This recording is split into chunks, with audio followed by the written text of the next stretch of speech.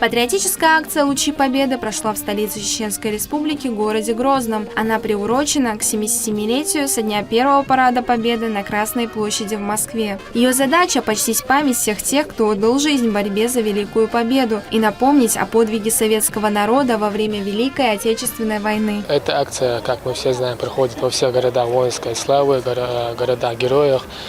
Именно призвана донести историю Великой Отечественной войны, о победе наших героев, которые в те сложные времена для нашей страны одержали для нас эту великую победу. И я думаю, что эта акция в первую очередь призвана донести до подрастающего поколения всю информацию о победе, о героях наших. Яркие лучи прожекторов подчеркнули стелы, город воинской славы, установленной в память о героях, выполнивших свой воинский долг. Первый парад Победы 24 июня 1945 году, который состоялся в Москве на Красной площади.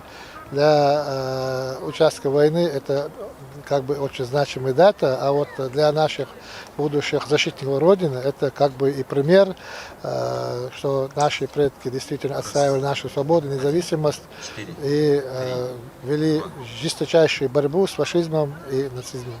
Очень понравилось. Мы с удовольствием гуляли, услышали, увидели сначала световое оформление, услышали музыку военных лет, тем более духовой ансамбль, военные.